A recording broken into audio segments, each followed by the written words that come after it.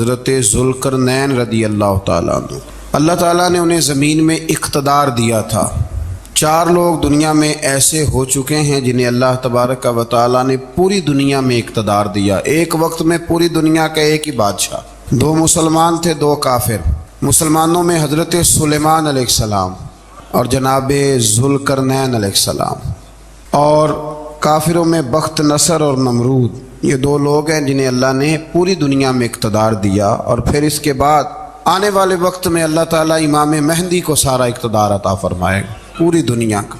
حضرت ذوالقرنین کے بارے میں 2 روایات ہیں، ایک تو یہ ہے کہ وہ نبی تھے اور ایک یہ ہے کہ نہیں وہ ولی تھے، لیکن مجھے حضرت مولا علی شیر خدا رضی اللہ تعالیٰ عنہ کا قول ملا ہے جس میں آپ نے فرمایا کہ نہیں وہ نبی نہیں تھے، تو اس لیے میرا نظریہ یہی ہے کہ وہ اللہ کے ایک نیک بندے تھے۔ اللہ نے انہیں پوری زمین میں اقتدار دیا۔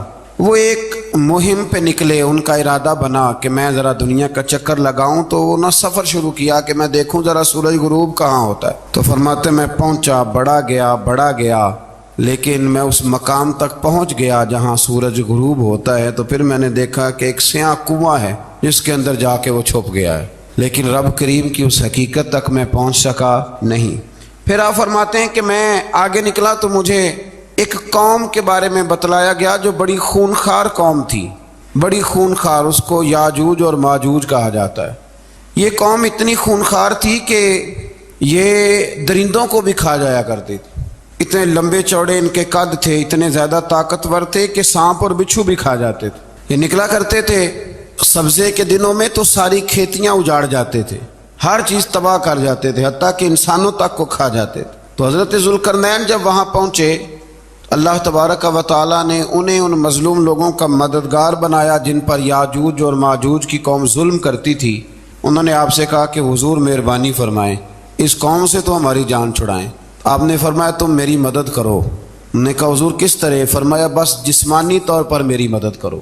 تو آپ نے پھر وہاں ایک دیوار بنائی، لوہا کاٹ کر، سیسا پگھلا کر، پتھر ڈال کر ایک بڑی موٹی تازی دیوار بنائی، اور اتنی اونچی بنائی، اور پھر اس کے چاروں جانب آگ جلائی تاکہ وہ لوہا اس طرح پگھل جائے کہ وہ دیواروں کے ساتھ چپک جائے، تاکہ کوئی آدمی پیر رکھنا چاہے تو پیر رکھ کے اس پہ چڑھ نہ سکے۔ آپ نے وہ دیوار بنائی۔ اب اس قوم کا حال یہ ہوا کہ وہ اس کے اندر قید ہیں، وہ صبح جب اٹھتے ہیں تو اس کو توڑنا شروع کرتے ہیں، توڑتے رہتے ہیں، تو جب شام ہوتی ہے تو ان میں سے ہر روز ایک شخص کہتا ہے اتنی رہنے دو، باقی کل کریں گے، لیکن جب وہ سویرے اٹھتے ہیں تو اللہ تعالیٰ اس دیوار کو پھر سے مضبوط فرما دیتا ہے۔ نبی کریم علیہ السلام نے فرمایا قرب قیامت میں ایک وقت آئے گا، قیامت کے قریب جا کے ایک ٹائم ایسا آئے گا کہ اس مخلوق میں سے ہی ایک شخص پکارے گا اور پکار کے کہے گا کہ اب سو جاؤ انشاءاللہ۔ اللہ ان کی زبان پہ جاری کہے گا اب سو جاؤ اور سویرے انشاءاللہ یہیں سے شروع کریں گے۔ تو فرمایا وہ چونکہ انشاءاللہ کہیں گے تو پھر اللہ تبارک و تعالی اگلے دن اس دیوار کو وہیں پہ رکھے گا جہاں رات کو انہوں نے اسے چھوڑا تھا۔ اگلے دن وہ توڑیں گے تو دیوار ساری ٹوٹ جائے گی، اور پھر اللہ تبارک و تعالی کا فضل ہوگا تو مسلمان کی طرف وہ بڑھیں گے، وہ قتل و غارت کریں گے، پھر سے وہی درندگی کریں گے۔ تو پھر حضرت عیسیٰ علیہ السلام ان کے لیے دعا کریں گے، تو دعا کا یہ حال ہوگا کہ ان کے وجود پر کچھ ایسی چیزیں برآمد ہوں گی جن کی وجہ سے وہ مر جائیں گے، ختم کر دیے جائیں گے، قیامت کے قریب جا کے وہ دوبارہ آئیں گے۔ اس کے بعد پھر اللہ تبارک و تعالیٰ نے سورہ کہف کی آخری آیات میں 7 سمندر اور ان جیسے اور بھی آ جائیں، فرمایا 7 سمندر ہوں اور ان جیسے اور بھی آ جائیں اور مل کر وہ روشنائی بن جائیں تو میرے رب کے کلمات ختم ہونے سے پہلے سمندر ختم ہو جائیں گے۔ اور آخری آیت میں اللہ تعالیٰ نے فرمایا کہ اے رسول صلی اللہ تعالی علیہ وسلم آپ کہہ دیجئے کہ میں تمہاری طرح ہی ایک بشر ہوں، انا بشر مثلکم، میں بھی تمہاری طرح ایک۔ اب مثلکم کا بہت سارے لوگوں نے ترجمہ اپنی طرح کا کر لیا ہے، حالانکہ حضور صلی اللہ تعالی علیہ وسلم نے فرمایا کہ بشر ہونے میں تمہاری طرح ہوں، رسول ہونے میں تمہاری طرح نہیں، اللہ کا حبیب ہونے میں تمہاری طرح۔ اور وہ یہ جو میں کہہ رہا ہوں نا نہیں، تو یہ صحیح بخاری کے لفظ ہیں، حضور نے فرمایا ایکم مثلی، کون ہے تم میں جو میری طرح ہو؟ اور تو اپنے رسول کے بارے میں یہ کہے کہ بکریاں چرا رہے تھے تو معاذ اللہ انہیں پتہ ہی نہیں تھا کہ میں نبی بن جاؤں گا، ایسی کوئی بات نہیں۔ اعلیٰ حضرت فرماتے ہیں اللہ اللہ وہ بچپنے کی پھبن، یعنی بچپن میں بھی رنگ ڈھنگ نرالے تھے میرے رسول کے۔ اللہ اللہ وہ بچپنے کی پھبن، اس خدا بھاتی صورت پہ لاکھوں سلام، اس خدا بھاتی صورت پہ۔ اور مرحوم اعظم چشتی نے بھی ایک جملہ بڑا خوبصورت کہا ہے، اس نے کہا تیری حیات پاک کا ہر لمحہ پیغمبر لگے۔ انہوں نے اپنے چچا کو بے جان بتوں کی عبادت سے روکا، عذاب الہی سے ڈرایا۔ اس نے کہا کہ آپ ہمیں ہمارے خداؤں سے پھیرنا چاہتے ہیں، اس سے رک جائیں ورنہ ہم آپ کو سنسار کر دیں گے۔ ابراہیم علیہ السلام نے کہا کہ میں آپ کے لیے اپنے رب سے استغفار کرتا رہوں گا، وہ مجھ پر بہت مہربان ہے۔ تو اللہ تبارک و تعالیٰ نے انہیں اسحاق علیہ السلام بیٹے اور یعقوب علیہ السلام پوتے کی بشارت دی، اور یہ بھی فرمایا کہ یہ دونوں نبی بھی ہوں گے۔ پھر آیت نمبر 51 سے لے کر 58 تک مختلف انبیاء کا ذکر ہے۔ اللہ تعالیٰ نے اس میں فرمایا کہ حضرت موسیٰ کو برگزیدہ رسول، نبی اور اللہ کا رازدار کہا گیا، اور حضرت ہارون کی نبوت کا بیان بھی ہوا، اور حضرت اسماعیل کو وعدے کے سچے، نماز اور زکوٰۃ کا حکم دینے والے رسول اور نبی اور اللہ کا پسندیدہ قرار دیا گیا۔ ادریس علیہ السلام کو صدیق نبی قرار دیتے ہوئے فرمایا کہ ہم نے ان کو بلند جگہ پہ بٹھایا ہے۔ کہاں ہے ادریس علیہ السلام؟ چوتھے آسمان میں بھی، اور جنت کا قول بھی ہے۔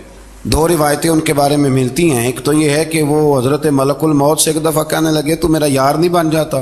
اللہ ہی بھلا کرے۔ حضرت اسرائیل کو کہنے لگے دوست بن جو، کہا بن جاتے ہیں، دوستی ہو گئی۔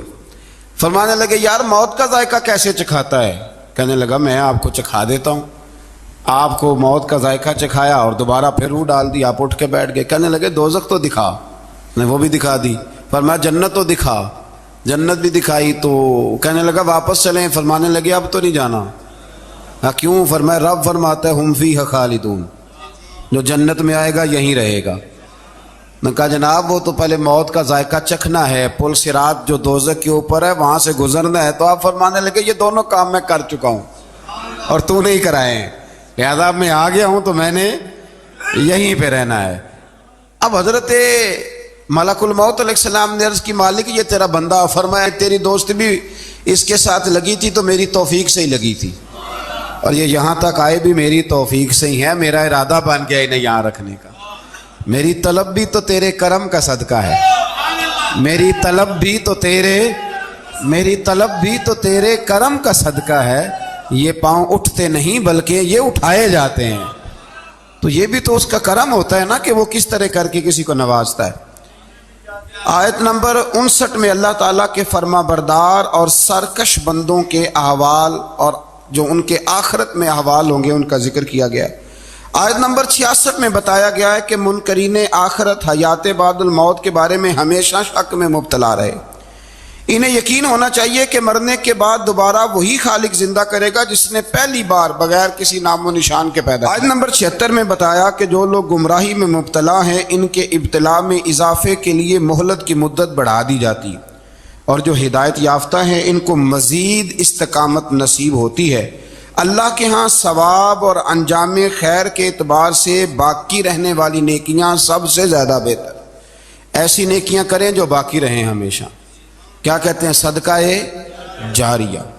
آیت نمبر 81 میں فرمایا کہ مشرکین اس امید پر اللہ کے سوا معبودان باطل کی عبادت کرتے ہیں کہ مشکل میں ان کی مدد کریں گے۔ فرمایا ہرگز نہیں، وہ ان کے دشمن بن کے عبادت کا انکار کریں گے۔ آیت نمبر 88 میں بتایا کہ کفار نے اللہ کی طرف اولاد کی نسبت کر کے نہایت سخت بات کی۔ یہ تو اتنا سنگین جرم ہے کہ اس سے آسمان پھٹ پڑے، زمین شک ہو جائے اور پہاڑ ریزہ ریزہ ہو جائیں۔ مزید فرمایا کہ آسمان اور زمین میں جو کوئی بھی ہے سب اللہ کے حضور بندے بن کے حاضر ہوں گے۔ آیت نمبر 97 میں فرمایا جو لوگ ایمان لائے اور نیک کام کیے عنقریب رحمان لوگوں کے دلوں میں ان کی محبت پیدا فرما دے۔ یہ جو شرک والا معاملہ ہے نا، یہ بڑا سادہ سا ہے۔ کچھ لوگ آج نئے فلسفی اٹھے ہیں تو وہ کچھ عجیب و غریب سی باتیں دہریوں جیسی کرنے لگے ہیں، اور بعض مضامین ہم دیکھتے ہیں تازے جو چھپتے ہیں ان کے اندر بھی وہ اشارتاً کنایاتاً مذہب کی بنیاد پر تقسیم نہیں ہونی چاہیے، انسان بحیثیت انسان قابل تکریم ہے۔ تو ایک بات سمجھ لیں کہ جو مکان کی رجسٹری آپ کے نام ہے اگر کوئی اور دعویٰ کرے اس کا تو آپ کو برداشت ہے؟ یہ ہو نہیں نہ سکتا میاں۔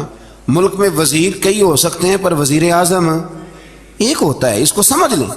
تو جب اللہ کی توحید میں کسی کو شریک ٹھہراتا ہے تو وہ بہت بڑا جرم کرتا ہے، وہ بہت بڑا جرم کرتا ہے۔ یوں سمجھ لیں کہ جیسے آپ کی 5 مرلے کی زمین پہ کوئی آ کے قبضہ کرے، اسے مار دینے کو دل کرتا ہے۔ اس لیے یہ ساری زمین رب کریم کی ہے، آسمان و زمین کا خالق اور مالک۔ تو شرک ناپسندیدہ بات، ناپسندیدہ۔ سورہ طٰہٰ شروع ہوتی ہے۔ اس سورہ طٰہٰ میں نبی پاک صلی اللہ تعالی علیہ وسلم کو رب کریم نے فرمایا کہ محبوب قرآن اس لیے نازل نہیں کیا تھا کہ آپ مشقت میں پڑ جائے۔ نبی کریم لمبی لمبی نمازیں پڑھتے تھے، لمبی لمبی، تو قرآن مجید نے کہا طٰہٰ ما انزلنا علیک القرآن لتشقیٰ، محبوب قرآن اس لیے نازل نہیں کیا کہ آپ مشقت میں پڑ جائیں۔ حضور لوگوں کو بڑی جد و جہد کے ساتھ دین کی طرف بلاتے تھے، تو کہا محبوب قرآن اس لیے نازل نہیں کیا تھا کہ آپ مشقت میں پڑ جائیں، آپ تو مشقت کرنے لگ گئے۔ وہ یا رب اپنے محبوب کو کہہ رہا ہے، جیسے سورہ مزمل میں بات ہوئی نا کہ محبوب تھوڑا آرام بھی فرما لیا کر، محبوب تھوڑا آرام بھی فرمائے۔ پھر فرمایا کہ یہ قرآن نصیحت کے لیے نازل ہوا ہے، اور اللہ ظاہر و باطن سب کو جانتا ہے، اور وہ وحدہ لا شریک ہے، اور سارے اچھے نام اسی کے ہیں۔ آیت نمبر 10 میں فرمایا کہ مدین سے واپسی کے سفر کے دوران موسیٰ علیہ السلام اس واقعے کا بیان کیا کہ وہ اپنی جگہ پر رکے ہوئے تھے، تو وہیں انہیں غیب سے ندا آئی کہ موسیٰ میں آپ کا رب ہوں، آپ وادی مقدس میں ہیں تو ادباً اپنے جوتے اتار دیجئے، میں نے آپ کو چن لیا ہے، میرے پیغام وحی کو توجہ سے سنیے، میں اللہ وحدہ لا شریک ہوں، میری بندگی کیجیے، میری یاد کے لیے نماز قائم کیجیے، قیامت آنے والی ہے، اسی کی طرف آپ توجہ فرمائیے۔ اسی موقع پر آپ کو جو معجزات عطا کیے گئے ان کا بھی ذکر ہے، اور وہ ہم پیچھے بہت ساری جگہوں پہ اس کا ذکر کر آئے کہ اللہ تعالیٰ نے ان کو ایک ایسا عصا عطا فرمایا تھا کہ وہ ایک دم میں ہی بہت اژدہا اژدہا بن جایا کرتا تھا، اور پھر حضرت سیدنا موسیٰ علیہ السلام اپنا ہاتھ گریبان میں ڈال کے نکالتے تھے تو آفتاب کی طرح روشن ہو جاتا تھا۔ اقبال کہتے ہیں یدے بیضا لیے بیٹھے ہیں اپنی آستینوں، یدے بیضا لیے، چمکتے ہوئے ہاتھ ہیں ان کے، تو یہ اپنی آستینوں میں چھپا کے بیٹھے ہیں۔ پر اقبال نے یہ ولیوں کے لیے کہا ہے، نہ پوچھ ان خرقہ پوشوں کی، ارادت ہو تو دیکھ ان کو، ارادت ہو تو محبت کے ساتھ دیکھ، تنقید کے ساتھ تو پتہ ہے پھر بندے کو کوئی شے نہیں ملتی، آنکھیں گونگ ہو جاتی۔ ارادت ہو تو دیکھ ان کو، یدے بیضا لیے بیٹھے ہیں اپنی آستینوں میں۔ پھر اللہ تعالیٰ نے نا حضرت موسیٰ علیہ السلام کو حکم دیا تھا کہ فرعون کو دعوت دیں، تو حضرت موسیٰ نے دعا مانگی جو آیت نمبر 25 اور 28 میں موجود ہے، رب اشرح لی صدری ویسر لی امری واحلل عقدۃ من لسانی یفقہوا قولی، اے میرے رب میرے لیے میرا سینہ کھول دے، میرے لیے میرا کام آسان کر دے، میری زبان کی گرہ کھول دے تاکہ وہ لوگ میری بات کو سمجھ سکیں۔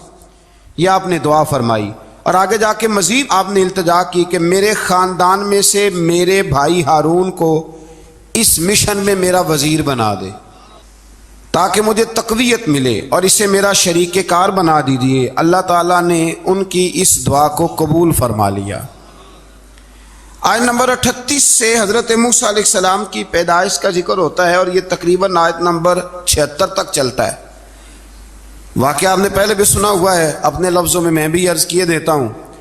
فرعون کو اس نے وہ خواب دیکھ لیا تھا کہ ایک ستارہ اٹھے گا اور پھر وہ گرے گا تو میری ساری سلطنت کو تباہ کر دے گا۔ نجومیوں سے اس نے پوچھ لیا، اس نے کہا کہ ایک بچہ پیدا ہوگا جو تیری سلطنت کو تباہ کرے گا۔ چاہیے تو یہ تھا کہ وہ توبہ کرتا، لیکن اس نے کیا کیا کہ اس نے بچوں کو قتل کرانا شروع کیا۔ یذبحون ابناءکم، ذبح کرا دیتا تھا تمہارے بیٹوں کو، اور بچیوں کو وہ زندہ رکھتا تھا۔ اللہ تبارک و تعالیٰ کی قدرت دیکھیے، رب بڑا ہی کریم ہے۔ آپ یقین کریں مولا کے دینے کے انوکھے ہی انداز ہیں۔ یعنی حضرت موسیٰ کوہ طور کے پاس آگ لینے جائیں تو اللہ تبارک و تعالیٰ پہلی وہی فرما کے نبی بنا لے۔ بھائی حضرت یوسف کو کنویں میں ڈالیں تو رب وہاں سے نکال کے مصر کا حکمران بنا دے۔ وہ بڑا ہی بے نیاز ہے، مولا کے دینے کے انداز بڑے ہی انوکھے ہیں، وہ بڑے انوکھے انداز میں نوازتا ہے۔ تو حضرت موسیٰ جب پیدا ہوئے تو ان کی والدہ نے پتہ کیا کیا، ان کو ایک صندوق میں بند کر کے دریا میں بہا دیا۔ اب دریا میں بہتے جا رہے ہیں تو ماں تھی تو پریشان بھی ہو گئی، ان کی ہمشیرہ کو کہنے لگی ذرا دھیان رکھنا کدھر جاتے ہیں۔